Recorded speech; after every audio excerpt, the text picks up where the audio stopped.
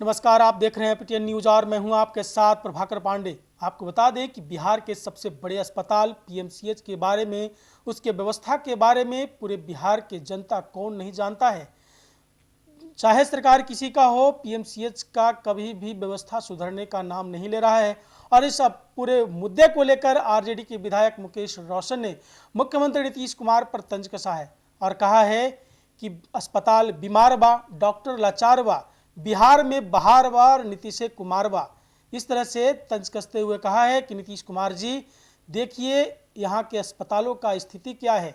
31 जनवरी को अधीक्षक को यहाँ से हटाया गया है, लेकिन फिर भी अपने पद पर बने हुए हैं, सरकारी सुख सुविधा से अभी भी लैस हैं। और किस हक से ये सरकारी सुख सुविधा का उपयोग कर रहे हैं जबकि पद खाली है, अभी तक पद नहीं भरा गया है।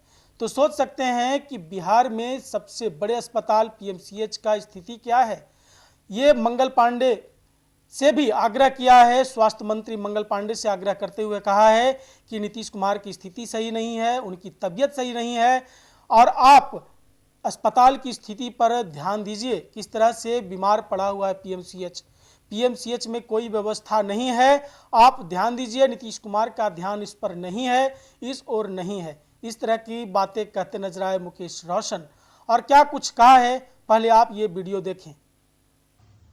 बिहार के सबसे बड़ा अस्पताल पीएमसीएच में 31 जनवरी 2025 से अधीक्षक का पद रिक्त है, लेकिन बिहार में डबल इंजन की सरकार है। कोई देखने वाला नहीं है, कोई सुनने वाला नहीं है। अस्पताल बीमार है, डॉक्टर लाचार है। आखिर कौन करेगा मरीजों का इलाज, कौन देखने वाला है। जिस तरीके से 31 जनवरी 2025 को अधीक्षक का कार्यकाल समाप्त हो गया, वो अभी तक सरकारी नियम कानून को ठेंगा दिखा रहे हैं, सरकारी गाड़ी का प्रयोग कर रहे हैं, सुरक्षा कर्मी का प्रयोग कर रहे हैं और अन्य सभी सुविधाओं का लाभ उठा रहे हैं। बिहार सरकार का संकल्प है कि जो भी संविदा कर्मी होंगे उनको वित्तीय प्रभार नहीं देना है। लेखा जोखा में काफी गड़बड़ी हुआ पीएमसीएच के अंदर। आयुष्मान के तहत जो दवा खरीद की गई उसमें करोड़ों करोड़ रुपए का लूट खसोट हुआ। कई मामला जो है लंबित है उनके ऊपर। जो निवर्तमान अधीक्षक हैं वो आखिर चार्ज क्यों नहीं देना चाहते, किस आदेश का इंतजार कर रहे हैं वो। जिस तरीके से सत्ता के संरक्षण में पीएमसीएच में डॉक्टर आईएस ठाकुर के द्वारा लगातार कई वर्षों से, वो प्रोफेसर भी नहीं है लेकिन उनको संविदा पर अधीक्षक का पदभार दे दिया गया। आप देख लीजिए कि जिस तरीके से दवा घोटाला में उनका नाम आया, वो जब से अधीक्षक बने हैं लाखों लाख रुपए का हर महीने सुरक्षा कर्मी का जो वेतन जाता है उसमें उनको मोटा रकम जा रहा है। 31/1/2025 से आज दिनांक 4/2/25 तक कितने मरीजों का आयुष्मान के से लाभ मिला, आयुष्मान के इंडेक्स पर जो है वो किसका साइन हो रहा है, ये सरकार को जवाब देना चाहिए।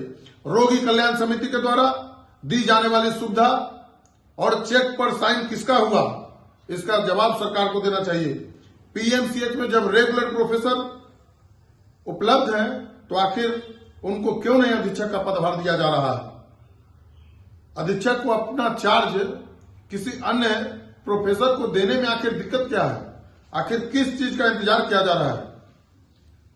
इस तरीके से इतना संविधान विस्तार में गलत हुआ है। आज 5 दिन बीत जाने के बाद भी जो बिहार का सबसे बड़ा अस्पताल है पीएमसीएच, सवाल उठता है कि आखिर सरकार क्यों नहीं उसके लिए कोई भी दूसरे व्यक्ति का चयन कर रहा है। 5 दिनों में गरीब मरीजों के लिए आयुष्मान के तहत दवा खरीद होती है, वह अधीक्षक के हस्ताक्षर से प्रतिदिन किया जाता है, लेकिन आज दवा खरीद नहीं हो रहा है। अभी तक दर्जनों शिकायत जो है वो सरकार के पास गया है, लेकिन उस पर कोई कार्रवाई नहीं हो रही है।